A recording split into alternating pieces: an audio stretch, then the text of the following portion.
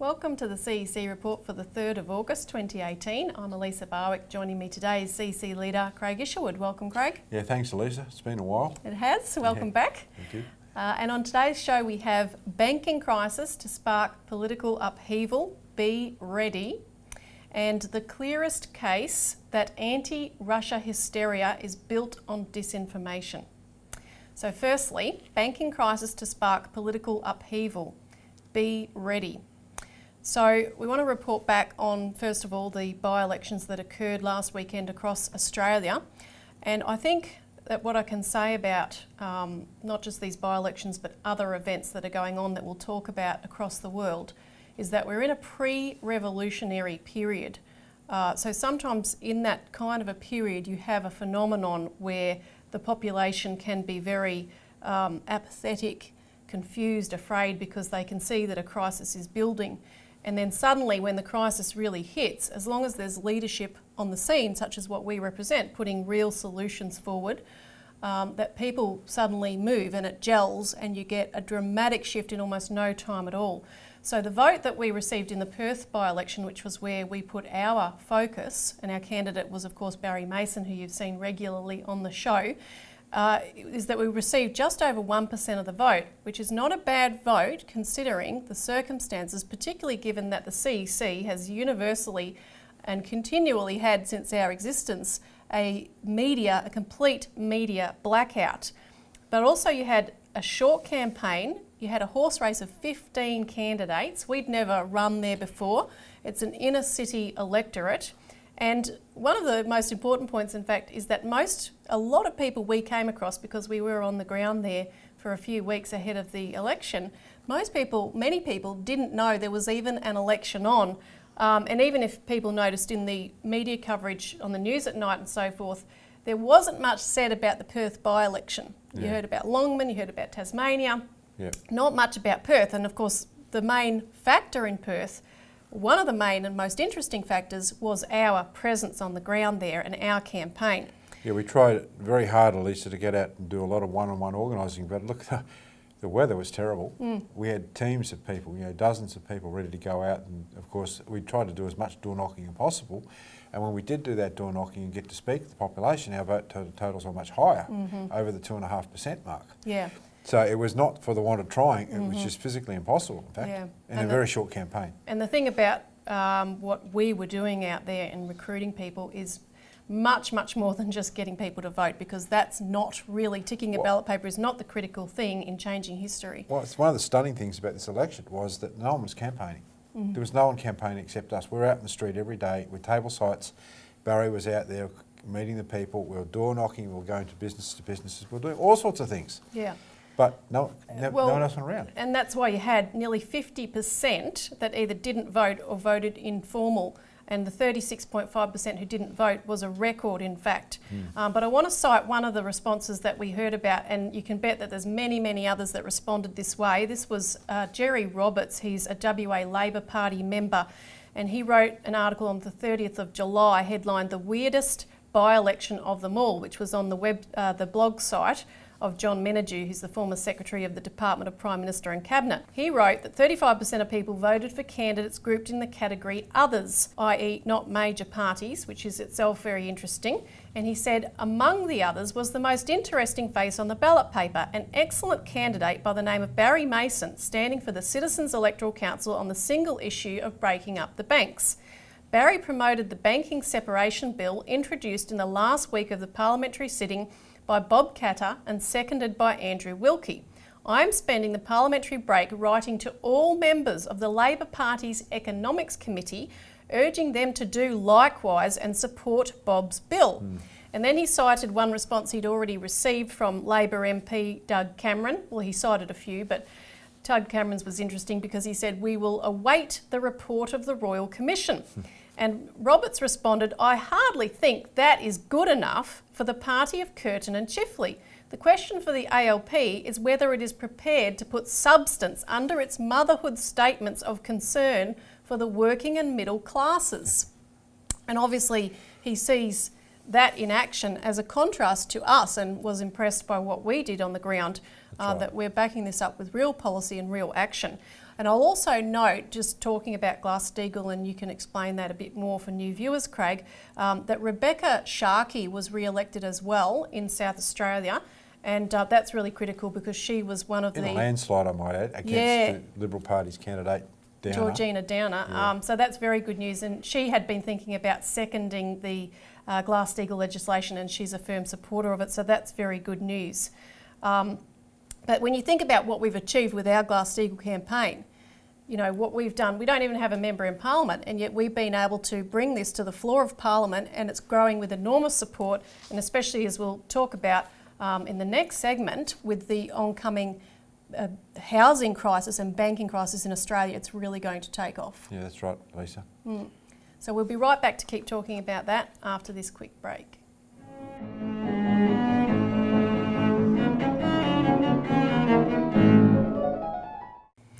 Welcome back to the CEC report, where we're discussing how the oncoming banking and housing crisis is going to spark a political upheaval, and we have to be ready for that by preparing the population with the ideas and the solutions that are necessary that they can lobby their MPs about. Now, just on the housing bubble front, there was new CoreLogic data out this week showing the latest largest downward property slide in 6 years. Home prices were down 5.4% in Sydney year on year, but if you just take family homes alone, the slide was 7%, and in the category of the most expensive houses was a collapse of 8%, and Melbourne's generally following that trend a bit further behind.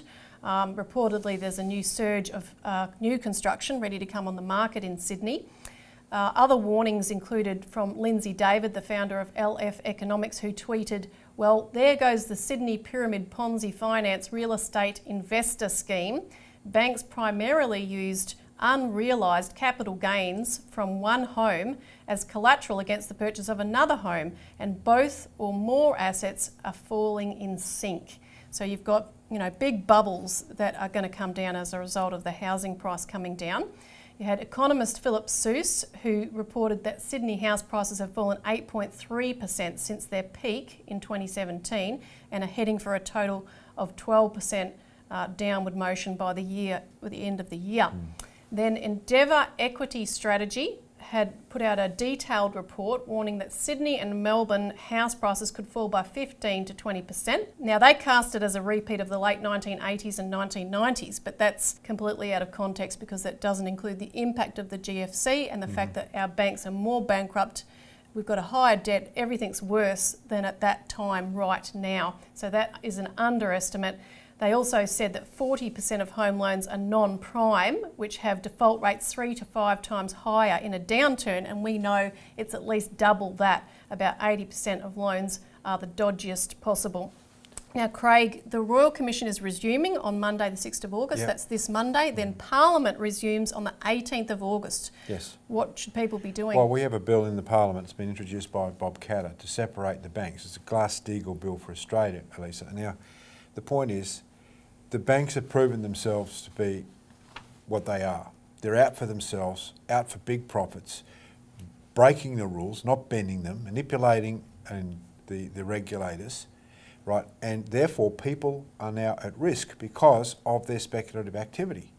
So what this bill does, it says, no, we need to have a sane, stable, protected commercial banking system, boring banking as we call it, where you have a banking system that protects people from deposits, that they are allowed to, they're protected from any sort of speculation whatsoever. So all the speculative stuff that the banking system's got in it now is broken away from this boring commercial banking. So all your merchant banking, your investment banking, stockbroking houses, insurance companies, and all of that stuff, all the so-called vertical integration that's happened in the last 30 years, we've seen all this stuff piled into the banking structure, is stripped away. Now, this means that we can survive a global financial crisis again. The downturn that's coming on is demonstrated in the housing market by basically saying, no, we're not going to support speculative activity anymore. We'll have a strong banking system which will support the real physical economy, and the rest of it, well, you can just go to hell. Now, it's a political decision, Elisa. It's not a banking decision. It's not an economic decision. It's a political decision. And that's why, as a political party, the CEC's campaigning on this policy, and that's why we urge our viewers to get involved. How do they get involved? Well, politicians listen to constituents in their area. If the constituents get active and write letters or go and see their members of parliament and say, listen, this is my will, this is what I want you to do. Now, initially they might brush you off, but 20, 30, 50 people do that, then they start to realise that they can't sit on their asses, they can't do nothing. Because, and many of them, look, they're not like that. Many of them are concerned, but they don't know what to do because they believe the party line, and the party line is this pathetic aspect of what you see. We mentioned before. Oh, we'll wait until the Royal Commission's, and what Doug Cameron said, right? This is sort of rubbish that's causing the problems, and this is why it's very important that we put a stick up the right part of their anatomy in order to get these politicians moving, and people are the stick. And the government's very worried about it because the Treasury just put another report to the Royal Commission in which they basically said, oh, there's not really sufficient evidence that vertical integration is a problem, and just the awareness of it alone is enough. We don't need structural separation. So we've got to really keep hammering on this because they are worried. We've got the bankers on the run. Elisa, some of these concepts are quite difficult for people to understand, but we do encourage people to get a copy of our Australian Alert Service because, look, we only cover a fraction of what on this program about what's in here, and it's all backed up. Yep, so we don't expect people to take us on faith. Check it out themselves. The details are all there. Now, we'll be right back after this break to talk about one of the most stunning cases of anti-Russia disinformation.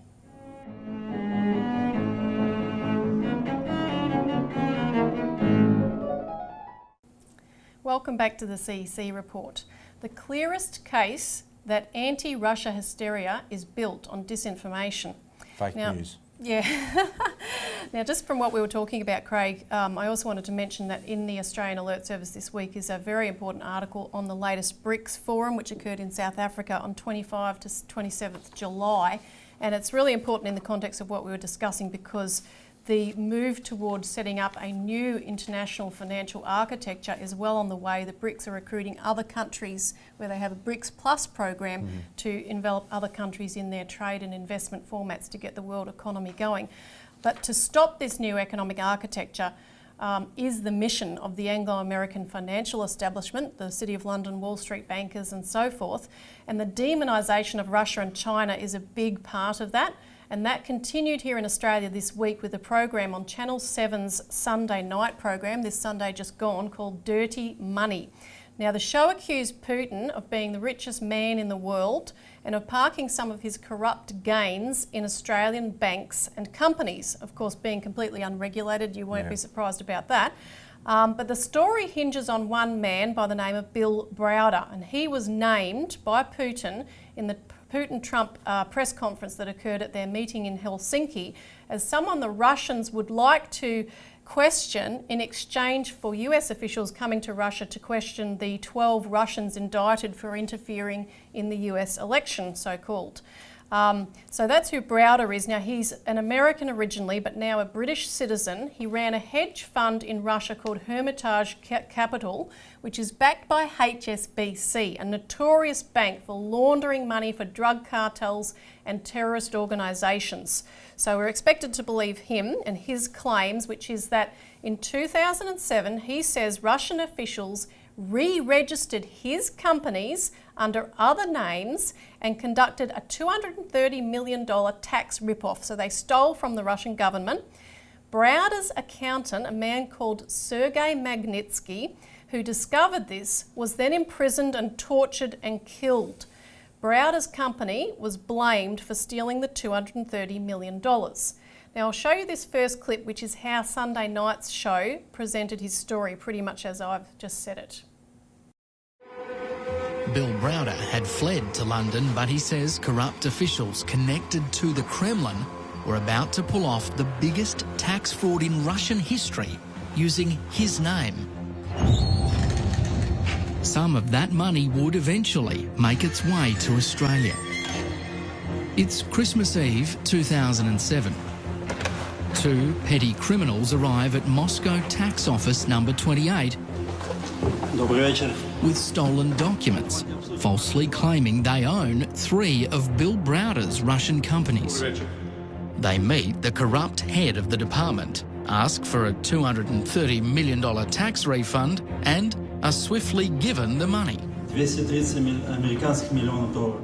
It was the largest tax refund request in the history of Russia, and it was approved and paid out the next day, no questions asked. На здоровье. Within 24 hours, they get a check for $230 million.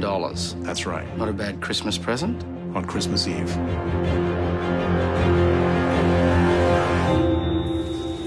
From his London hideaway, Browder hires a gutsy young Russian lawyer named Sergei Magnitsky to find out how they pulled off the monumental fraud and what happened to the money. He wasn't intimidated by the corruption, and he took it on, and he grabbed it with both hands. But within a few months, Sergei Magnitsky himself was arrested and thrown in jail. They wanted to get him to sign a false confession to say that he stole the $230 million, and he did so on my instruction. Признайся, что это был Билл Браудер. Ты можешь выйти отсюда. Мы поможем тебе. They totally underestimated Sergei Magnitsky. This was a father and a husband, his mid-30s, who had astounding promise. He must have been under extreme pressure to buckle. He was under extreme pressure, and it got worse. His health completely broke down. He went into a terrible downward spiral. Instead of putting him in the emergency room, they put him in an isolation cell. They chained him to a bed, and 8 riot guards with rubber batons beat him to death. He was 37 years old. He left a wife and 2 children. Heartbroken but resolute, Bill Browder is determined to find out what happened to his friend. So that's Browder's side of the story, but there is another side to the story, and it's very interesting because it's been told by a filmmaker called Andrei Nekrasov, and he was actually hired by William Browder to tell the story, as the Sunday Night Show just told it. And he's an anti-Putin filmmaker, he's known for that, so that's why Browder chose him. However, in the course of doing the documentary, he discovered Browder's lies when he started to look at some of Browder's documentation and read the Russian and go back to the original sources. He realised what was going on, and he decided to turn his documentary into an expose of this.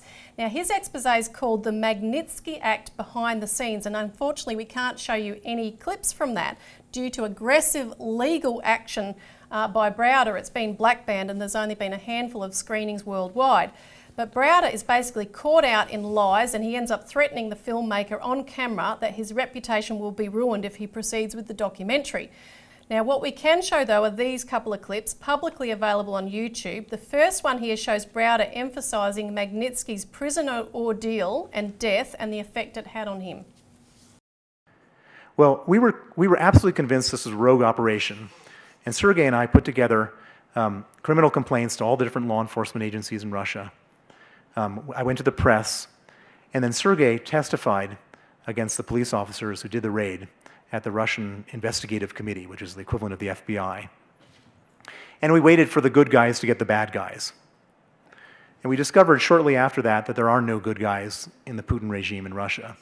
Instead of arresting the bad guys, they went and arrested Sergei Magnitsky on November 24th, 2008.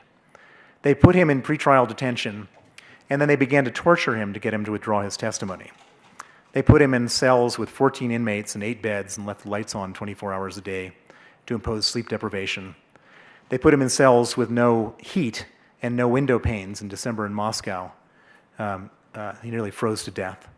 They put him in cells with no toilet, just a hole in the floor where the sewage would bubble up. They would move him from cell to cell to cell in the middle of the night.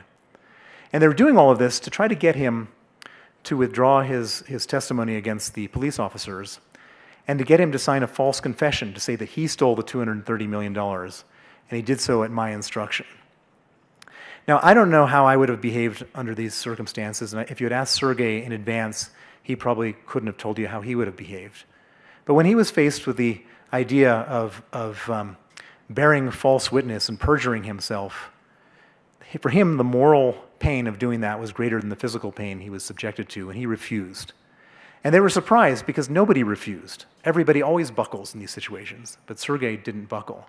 I got the news on the 17th of November in the morning, and it was the most heartbreaking, traumatic, life-changing news I could have ever gotten. Sergei Magnitsky was killed because he was my lawyer.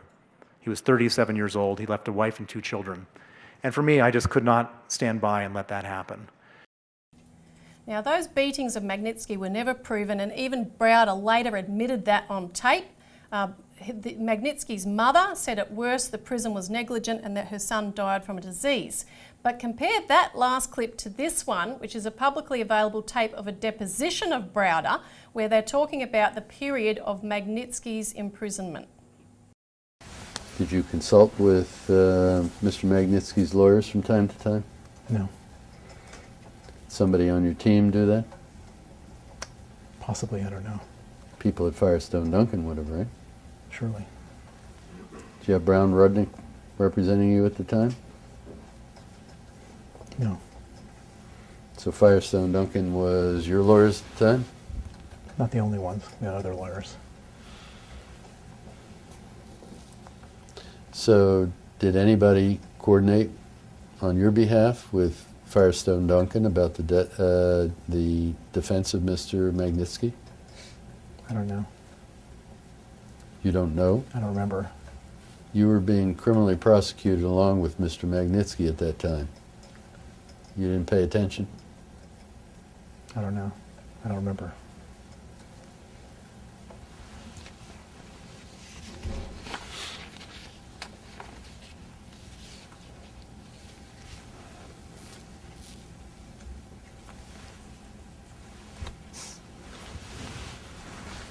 Did you ever have somebody suggest to Mr. Magnitsky that he should take responsibility for the Saturn and Dahlia Step tax returns?